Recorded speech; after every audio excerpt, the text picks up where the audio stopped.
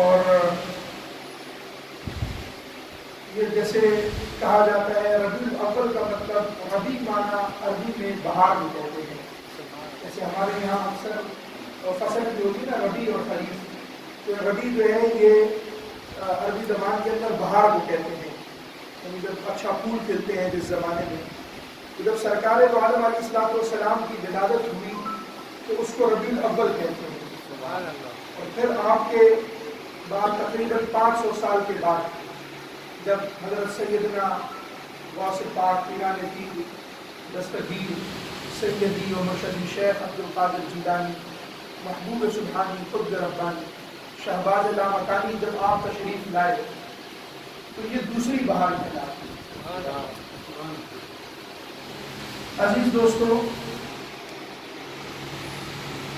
جب سرکار تشریف لے آئے ایک بہار آ گئی تو پھر دوسری بہار کی کیا ضرورت ہے؟ اس کی وجہ یہ ہے کہ اللہ تبارک و تعالیٰ ہر صدی کے اختتام کے اوپر ایک مجدد کو بھیجتا ہے.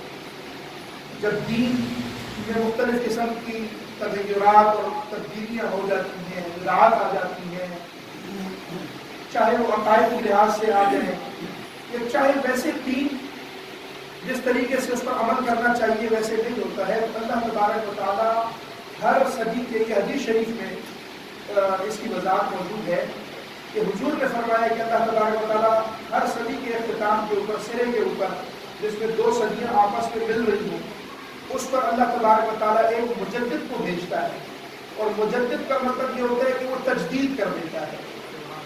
مثال کے طور کے اوپر کبھی الحاد کا طوفان آ جائے، جیسے آج کل آیا ہوا ہے الحاد کا ایک طوفان ہے، تو یہ کہتے ہیں کہ دین نام کی کوئی چیز ہی نہیں ہے، کسی بھی دین کو نہیں مانتے ہیں، اور وہ طرح طرح کے اس طرح کے لوگوں کے عقائد کے اوپر سوالات اٹھاتے ہیں، ایسے ایسے باتیں کرتی ہیں کہ بس یہ دنیا خود بخود وجود میں آ گئی، خود بخود چل رہی ہے اور مر جانا ہے، اور انسان ایسے ہی پیدا ہو گیا ہے، پہلے بندر تھا، پہلے مچھلی تھا، مینڈک بن گیا، مینڈک سے وہ پڑ گیا، مگرمچھ بن گیا، پھر بندر بن گیا، پھر انسان بن گیا.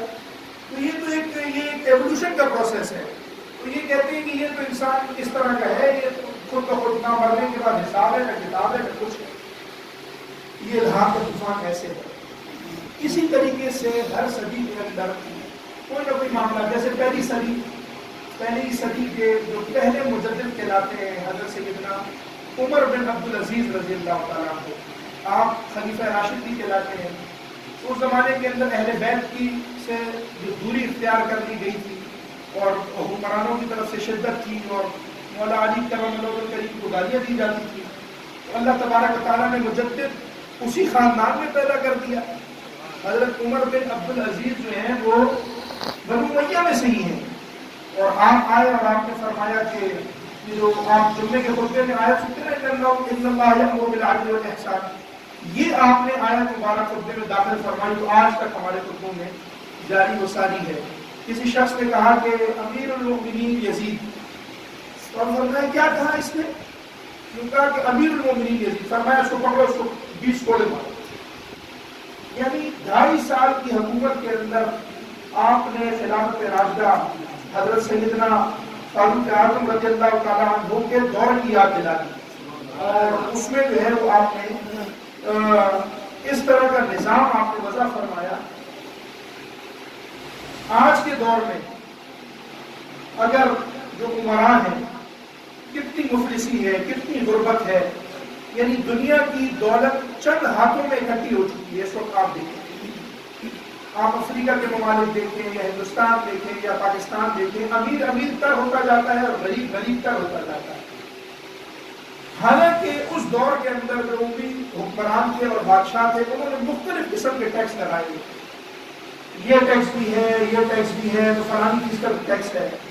حضرت عمر بن عبدالعزیز صرف 2.5 سال کے لیے آپ حکمران بنتے ہیں، اور آپ نے فرمایا میں نے سارے ٹیکس ختم کر دیے، صرف 2.5% جو زکوٰۃ ہے وہ لوں گا، وہ نہیں چھوڑوں گا، وہ کسی کی نہیں چھوڑوں گا. آپ نے ٹیمیں بنائی، ٹیمیں مقرر کی جو جا کر جائزہ لیتے، دیکھتے کہ کس کا کتنا حصہ بنتا ہے، تو وہ 2.5% آپ نہیں چھوڑ دیں. اور وہ 2.5% جب کلیکٹ کرنا شروع کیا تو 2.5 سال کے اندر عالم یہ ہو گیا تھا کہ کوئی زکات دینے والا نہیں. لوگ سر پہ اپنی زکات رکھ کر پوچھتے تھے کہ کچھ دے تو دے, کوئی زکات دینے والا نہیں ہوتا تھا. ابھی یہ یونائٹڈ نیشن کا جو ورلڈ فوڈ پروگرام کا جو ڈائریکٹر ہے, اس کا یہ بیان آیا کہ دنیا کے امیر ترین لوگوں میں ایک امیر ترین آدمی ہے ایلن مسک. اگر نام سنا ہو کسی نے, ایلن مسک کے نام سے یہ جو ٹیسلا کمپنی ہے اور اسپیس شپس کے اوپر کر رہے ہیں, یہ دنیا کے امیر ترین لوگوں میں سے ہے. اس نے یہ کہا کہ اگر ایلن مسک اپنی دولت کا 2% نکال دے تو کتنے سالوں کے لیے افریقہ کے 42 ملین 4 کروڑ 20 لاکھ جو غربت کی لکیر سے کھانے سے نیچے لوگ ہیں, صرف ایک ہی آدمی 2% اپنی دولت نکال دے تو افریقہ کے اندر ان لوگوں کی غربت کا اور اس کا مسئلہ ختم ہو جائے. آپ یہ دیکھیں کہ جو سینکڑوں امیر ترین جو لسٹ ہے امیروں کی, ان کے اندر ایک شخص کے بارے میں یہ کہا ہے کہ اگر وہ اپنا 2% 2% نکال دے تو 4 کروڑ 20 لاکھ لوگ جو غربت کی لکیر سے نیچے ہیں, جن کو ایک وقت کا کھانا بھی نہیں ملتا ہے, ان کی بھوک کا مسئلہ حل ہو جائے. تو آپ اندازہ لگائیں اگر سارے یہ کرنا شروع کر دیں. یہاں اسلام نے دولت کی فراوانی کو پروان چلایا ہے, سرمایہ دار کو بھی فائدہ ہو, لیکن ایک ہاتھ میں پانی ایک جگہ کھڑا ہوتا رہے, جمع ہوتا رہے تو پھر خراب ہوتا ہے, بدبو آتی ہے. اسی طریقے سے یہ جو زکات کا سسٹم, اگر صرف زکات کا سسٹم ہی امپلیمنٹ کر دیا جائے تو یہ سارا کا سارا معاملہ ٹھیک ہو جائے گا. خیر, گفتگو میری اصل میں شروع ہوئی تھی مجدد سے, یعنی دین کو دوبارہ سے اپنے ان حالات کے اوپر دوبارہ سے آپ نے ریوائو کیا, اور 2.5 سال کے اندر ایک ماڈل نمونہ آپ نے پیش کر کے آج کے حکمرانوں کو بھی دکھایا کہ اگر حاکم حکمران آتے ساتھ ہی سب سے پہلے اپنا عہدہ دنیا کے سب سے طاقتور ترین بادشاہ آپ کہہ لیں گے, جن کے والد بھی, چچا بھی, سارے, اور اولاد کس کی ہے, مروان کے ڈھکن کے پوتے ہیں. اللہ تعالیٰ دیکھو کیسے میں سے کیسا پیدا کر دیتا ہے. یعنی حضرت امام باقر علیہ السلام, میں اگر غلطی نہ کر رہا ہوں, حضرت امام باقر علیہ السلام, آپ جب تخت پر متمکن ہوئے, جب آپ تخت نشین ہوئے تو کسی کام سے, کیونکہ آپ نے فرمایا کہ ہر قوم میں ایک صالح ہوتا ہے, بنو امیہ کا صالح عمر بن عبدالعزیز ہے, یہ جیسے حضرت عثمان بن غنی ہے رضی اللہ تعالیٰ. آپ نے کسی کام سے آپ ان کے دربار میں چلے گئے, کسی سفارش کرنے کے لیے کہ فلانے کا کام, کسی غریب کا کام, تو آپ اٹھ کر کھڑے ہوئے اور آپ نے فرمایا کہ آپ کیوں آئے, آئندہ کے بعد آپ نہیں آئیں گے میرے دربار میں, اگر آپ نے کوئی بھی کام کرانا ہو تو آپ روکا لکھیں, آپ مجھے چھوٹی سی چٹھی لکھ کر دے دیں, آپ جو بولیں گے وہ آپ کا کام ہو جائے. یعنی اہل بیت علیہ السلام سے اتنی والہانہ محبت اور عقیدت, تو اس معاملے کو دوبارہ ریوائو کرنے والے حضرت عمر بن عبدالعزیز ہے. اسی طریقے سے حضرت سیدنا غوث پاک, آپ کے دور میں لوگوں کا مادہ پرستی کی طرف دھیان ہونا, کیونکہ یہ بھی اسلام کے عروج کا دور ہے, اور جس طریقے سے آج ہم ترستے ہیں اور بولتے ہیں کہ یار ہمیں کہیں ویزا مل جائے, ہمارے اسٹوڈنٹ بولتے ہیں پڑھنے کے لیے گئے ہوئے ہیں, وہاں ہم ویزا لیتے ہیں نا کہ ہمارا بچہ کہیں پڑھ دیں. کرن صاحب جرمنی بھی پڑھنے کے لیے حسن کیا ہوا ہے, کرن صاحب کے ساتھ زیادہ ہوتے ہیں وہاں جرمنی پڑھنے کے لیے گئے ہیں. اس طریقے سے پورا یورپ, روم کہلاتا تھا یہ پورا علاقہ اس وقت, پورا یورپ اور پوری دنیا یہ ترستی تھی کہ یار ہمیں کہیں بغداد میں ایڈمیشن ملتے, ہم بغداد پڑھنے چلے گئے. یعنی اتنا عروج تھا اس زمانے کے اندر. تو دولت بھی تھی, فراوانی بھی تھی, تو لوگوں کا عالم یہ تھا کہ مادہ پرستی کی طرف, لوگوں کا دنیا داری کی طرف دھیان بہت زیادہ ہو, مال کی لالچ, حرص, ہوس, طمع, یعنی یہ چیزیں جمع کرنا, کرتے رہنا. کسی نے ایک گھر بنایا تو دوسرا بنانا, دوسرا بنایا تو اس سے اچھا بنانا, اس سے اچھی سواری لینا, اس سے اچھے کپڑے پہننا. ان سے آپ نے یہ قادری جو سلسلہ آپ نے شروع فرمایا اور یہ تحریک شروع فرمائی, اور آپ صرف میرے پیر نہیں تھے, آپ عالم بعمل بھی تھے, اور آپ فقہ بھی پڑھاتے تھے, آپ تصوف بھی پڑھاتے تھے, آپ شریعت بھی پڑھاتے تھے, آپ حدیث بھی پڑھاتے تھے, اور پڑھانے کے بعد آپ اس کے بعد جو تزکیہ نفس آپ فرماتے تھے, جیسے قرآن کریم کے اندر آیا نا, یتلو علیہم آیاتہ ویزکیہم, کہ ابراہیم علیہ السلام نے دعا فرمائی کہ یا اللہ وہ تو تو آخری نبی بھیجے گا، وہ تو اپنا محبوب بھیجے گا، کون سا والا؟ جو اپنی آیتیں، جو تیری آیتیں کھول کھول کر لوگوں کو سنائے، وہ یزکیہم، اور ان کی صفائی کرے۔ تو صفائی کیسے کرے؟ صفائی کیسے ہوتی ہے؟ صفائی ایسے ہوتی ہے کہ سرکار نے فرمایا کہ انسان کے جسم میں گوشت کا ایک لوتھڑا ہے، اگر وہ لوتھڑا ٹھیک ہو جائے تو پورا جسم ٹھیک ہو جائے، روح بھی ٹھیک ہو جائے، اور وہ گوشت کا لوتھڑا خراب ہو جائے تو پورا جسم خراب ہو جائے۔ فرمایا وہ لوتھڑا کیا ہے؟ آپ نے فرمایا خالی۔ یہ ٹھیک ہو گیا تو پورا جسم ٹھیک ہو جائے گا۔ یہ بادشاہ ہے، یہ جس کو جو آرڈر دے۔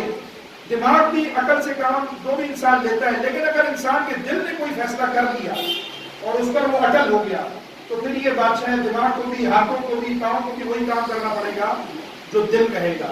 تو آپ نے فرمایا یہ اگر ٹھیک ہو جائے، یہ کیسے ٹھیک ہوگا؟ وَيُزَكِّيهِمْ کیسے ہوگا؟ یہ وَيُزَكِّيهِمْ کرنے کے اور بھی طریقے میں ابھی آپ سے عرض کرتا ہوں سرکار غوث پاک کی نسبت سے، لیکن سرکار کو جو فرمایا کہ یہ اپنی نگاہ خاص ڈالیں گے تو پاک ہو جائے، سبحان اللہ، یعنی جس طرف اٹھ گئی دم میں دم آ گیا، یعنی سرکار جس کی طرف دیکھا اور شفقت بھری نگاہوں سے دیکھا تو وہ بیڑا پار ہو گیا۔ شرط کیا ہے؟ اندر سے سعید ہونا چاہیے، شقی نہ ہو۔ ایک شقی ہوتا ہے اور ایک سعید ہوتا ہے۔ ابو جہل حضور کے ساتھ دیوار لگی ہوئی، روز آتے جاتے دیکھتا بھی تھا، لیکن شقی تھا تو کچھ نہیں حاصل ہوا۔ حضرت سلمان فارسی فارس سے چلے ہیں، آئے ہیں اور سرکار کو محبت بھری نگاہوں سے دیکھا ہے، آپ نے نگاہ ڈالی ہے تو اندر میں تسکیہ ہو گیا، پورا پاک ہو گیا۔ یعنی ماننے والا بھی ہونا چاہیے ہے، نہ ماننے والا ہو تو پھر نہ ماننے والے کو تو کچھ بھی نہیں ملتا ہے۔ تو یہ تزکیہ کرنا تو مرشد کی حالت ہوتی ہے، یہ دل کا تزکیہ کرنا، یہ آپ کو ایک نسخہ دینا، یہ آپ کو ذکر اذکار دینا۔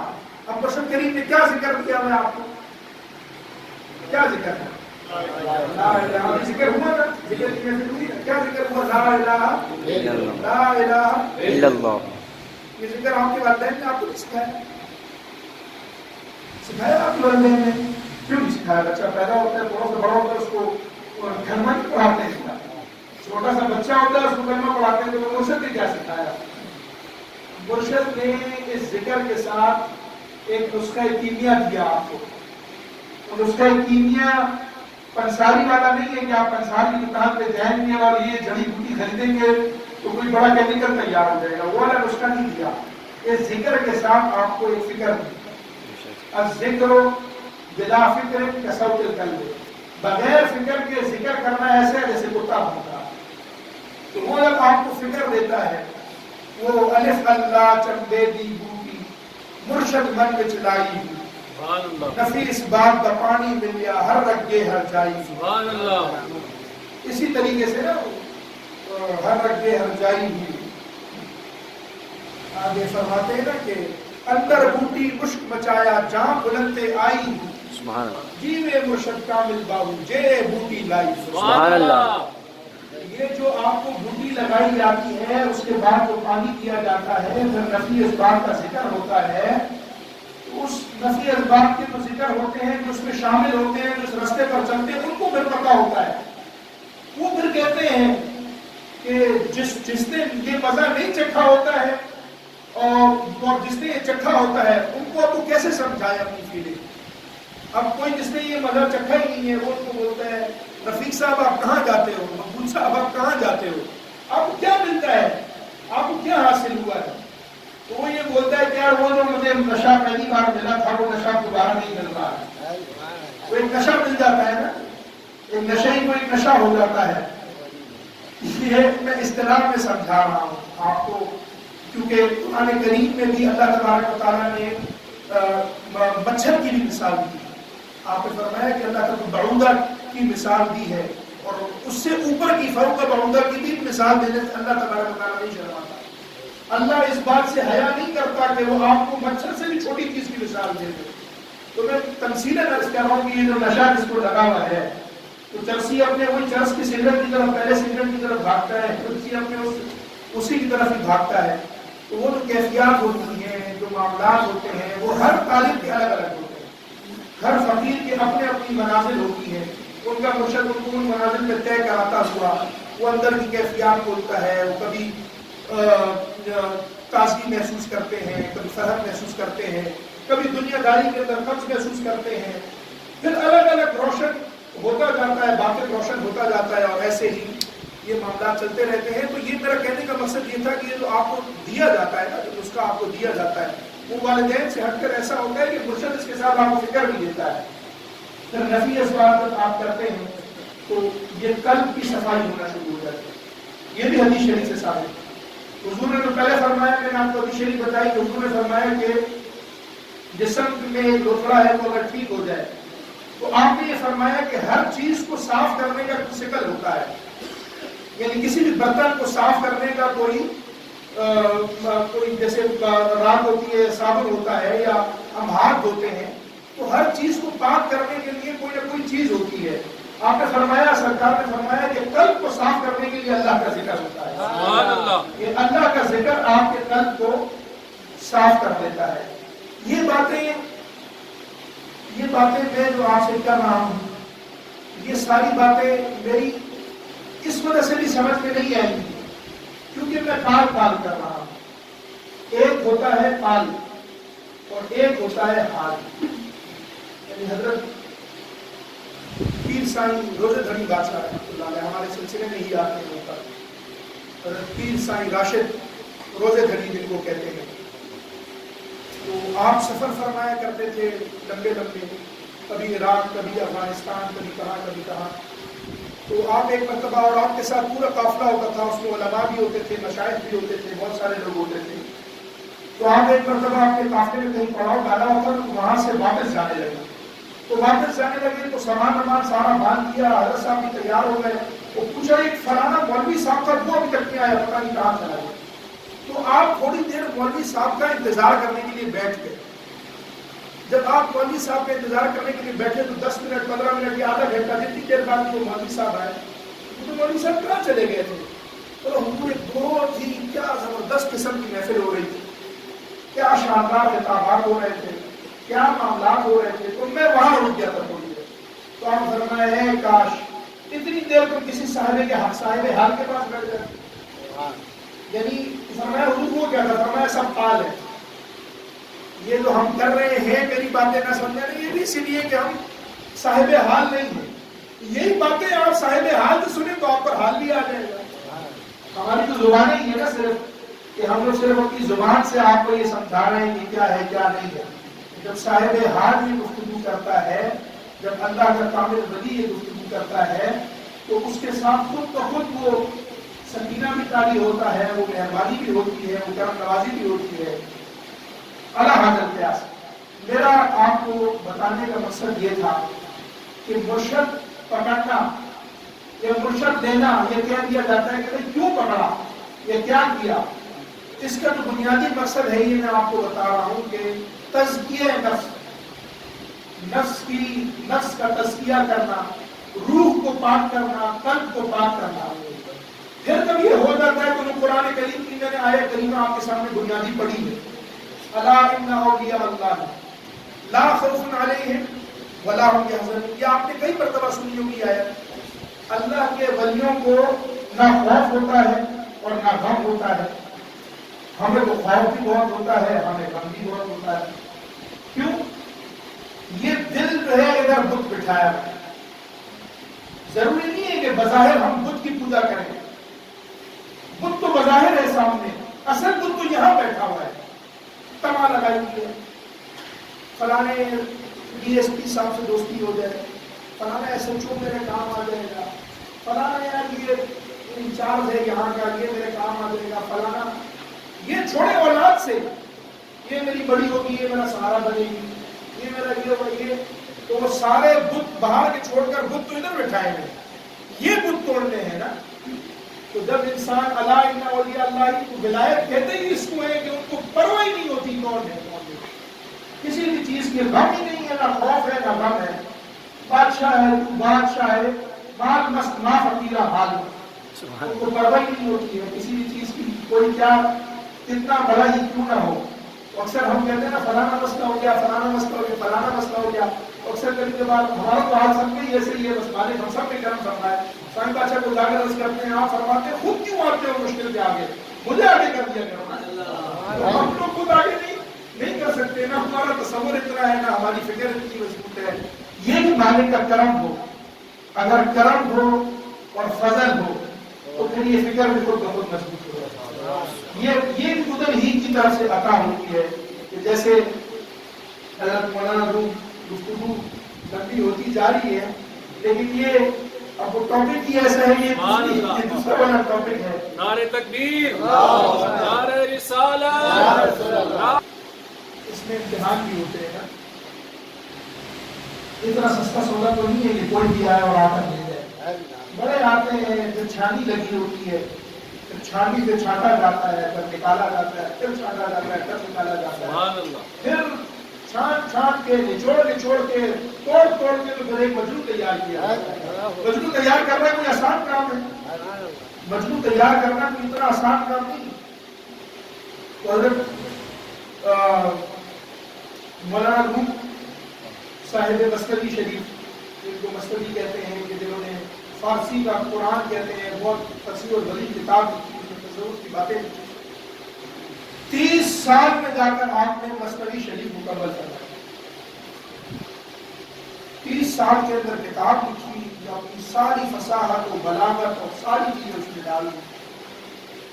اب وہ پوری کتاب ایسے مسجد کے اندر، پرانے زمانے میں مسجدوں میں تالاب ہوا کرتے تھے، تو تالاب کے کنارے آپ تشریف فرمائے اور وہاں بیٹھے ہوئے ہیں اور کتاب مکمل کر لی اور اللہ تعالیٰ سے دعا کر رہے ہیں، یا اللہ یہ تو میں نے اپنی کاوش پوری کر لی، بس پتی یہ میں نے کتاب لکھی ہے، اس کے اندر کوئی بھی غلطی ہو، صحب ہو، وہ ہو تو یا اللہ اس کو دور فرما۔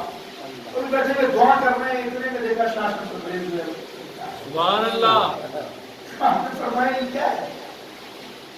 بولا جاؤ تو تمہیں نہیں پتا یہ کیا ہے، یہ علم کی بات ہے۔ فرمایا مجھے نہیں پتا یہ کیا ہے، لاکھ والی کتاب پانی تالاب میں کتاب ہے، اٹھ کر چیخنا چلانا شروع کر دیا، تمہارا دماغ خراب ہے، پاگل مقصود، میری ساری زندگی کی کمائی ہے یہ، اتنی محنت کر کے میں نے لکھا، یہ تو پرنٹنگ پریس تو ہے نہیں، یا لیپ ٹاپ تو ہے نہیں کہ لیپ ٹاپ میں سیو کر کے آج کے زمانے میں کہیں فلاپی میں رکھی دی ہو، قلمی نسخہ ہے، ہاتھ سے لکھا ہوا، پتہ نہیں کہاں ہے، اس زمانے میں کاغذ نہیں ملتا ہے، پیپر نہیں ملتا ہے، آپ میں نے ہاتھ سے کتاب لکھی تھی، تم نے وہ پانی میں پھینک دی۔ ہاں فرمایا پھینک دی، میں نہیں جانتا ہوں، فرمایا کیوں پھینک دی، زیادہ شور شرابہ کیا، آپ فرمایا صبر نہیں، اور روم کو فرمایا صبر نہیں، ایسے تالاب کی طرف ایسے اشارہ کیا اپنے کتاب، ایسے ہاتھ ڈالا کتاب نکالی، ایسے جھاڑی سے بھول دی، سبحان اللہ، یا تمہاری مستقبل یہ آپ نے جو کتاب کھولی اور دیکھا اور اللہ تعالیٰ سے دعا کی تھی کہ اللہ اس میں سے غلطیاں اور سیر دور کر دے، تو اس کتاب کے اندر جو غلطیاں تھیں صرف 2 غلطیاں مٹنا شروع ہو۔ سبحان اللہ۔ پھر مولانا روم نے پوچھا یہ کیا ہے؟ فرمایا یہ اور چیزیں یہ تو نہیں سمجھتا، سبحان اللہ، وہ میں نہیں سمجھتا، یہ تو نہیں سمجھتا۔ فرمایا نہیں، اور بھی کہا، بولا نہیں اب مجھے یہ سکھاؤ، مجھے تو یہ سیکھنا ہے، مجھے تو یہ سکھاؤ۔ فرمایا تم یہ نہیں سیکھ سکتے ہو، یہ کتابیں لکھنا، یہ کرنا، اور منانا ہے، یہ بڑا مشکل کام ہے، اس کے اندر بڑے پاپڑ بیلنے پڑتے ہیں، کبھی کیا امتحان آ جائے گا، کبھی کیا خبر سننے کو مل جائے گی، کبھی کیا ہو جائے گا۔